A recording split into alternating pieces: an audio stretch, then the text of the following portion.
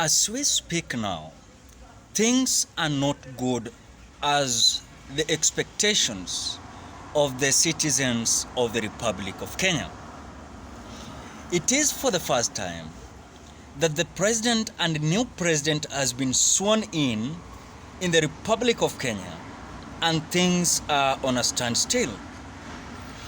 When I look at the directions and also maybe perhaps when we describe the momentum, of course, of this government, is showing you a direction of people who are confused. That is number one. Number two, the direction that we are now is showing the true leadership of William Samoei Ruto, that since then they were sworn in the office, they don't know what to do. And this came after I have realized when Kenyans are always doing the same mistakes, and themselves are the people that always cries. I do remember the election of 2013 coming to 2017. Now today we are in 2022. The direction when it comes to the leadership of Uhuru Kenyatta and William Samoei Ruto, this leadership is going to make Kenya to look like we are making steps backwards. And this is the reality. Why am I saying that?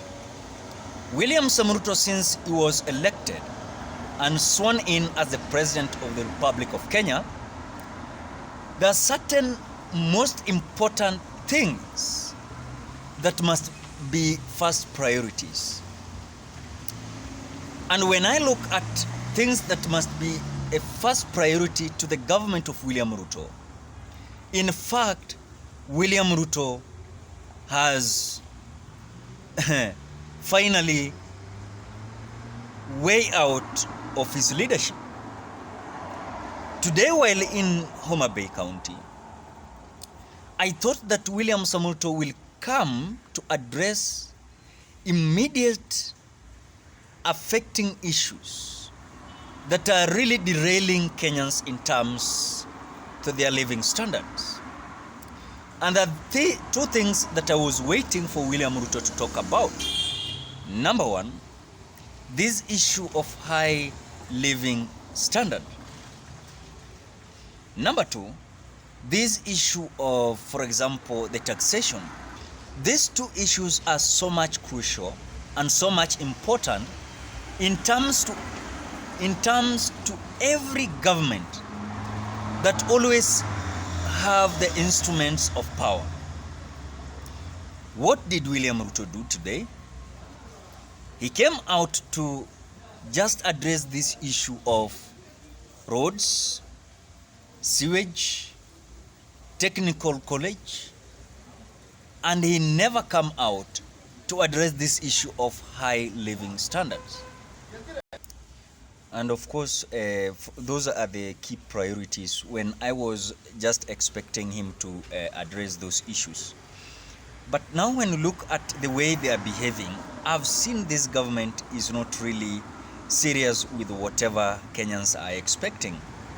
Number one, I was expecting that these issues of, for example, organizing this Ministry of Treasury is so much important because they must look at what is inside that treasury. They have not come out to clear the air, whatever is happening in the Ministry of Treasury, because the Ministry of Treasury is carrying a lot of things when it comes to the budget, when it comes to what we are expecting towards the economy. Because you see, if the projection from the Treasury will give us a lifeline towards what we are expecting towards the economy, at least will give us a projection that will make us to move forward. But the message that we have been receiving is that the just 93.7 million Kenyan shillings. Other people are saying that this is not true. Others are claiming that the resources that is in treasury are more and it is eligible to fund or maybe to of course make everything to go smoothly. But I want to ask you a simple question, and I'm requesting for the opinion. What was the expectation towards William Samoei Ruto's address in Homa Bay? Are you saying that the issues that he addressed in Homa Bay was not so much first priority? Because as per what we do understand, building road is not the first priority today. And in fact, these few months remaining, then we close this year, will not make William Samoei Ruto to build those roads in Homa Bay. The first priority of William Ruto, I think he could have come out to address the high standard of living. Number two, yes, he could have come out to address people how the taxation is going to be. Because these are two crucial things when it comes to the way he is going to start his government. Because, of course, I know some people will say that William Samoei Ruto still is not having his cabinet. There are still those who cabinet that have not retired. They have not yet handed over the power to other new cabinets. So you want to tell me, then the vetting, when the vetting is going to continue in the parliament, it means that now work is going to be stopped because William Ruto does not have his cabinet. It means there's something wrong. Then what is waiting Kenya is just a disaster. Because so far no one has come out to address this issue of unga. Unga is still in 200 shillings. They said that the unga will drop till to 70 shillings. No one has come out to address this issue of sugar. No one has come out to address this issue of fuel. No one has come out to address the issue of high living standard. No one has come out to address the issue of taxation. Then you go to Homa Bay, you tell people next month you're going back to ensure that roads are going to be built. It is not a priority.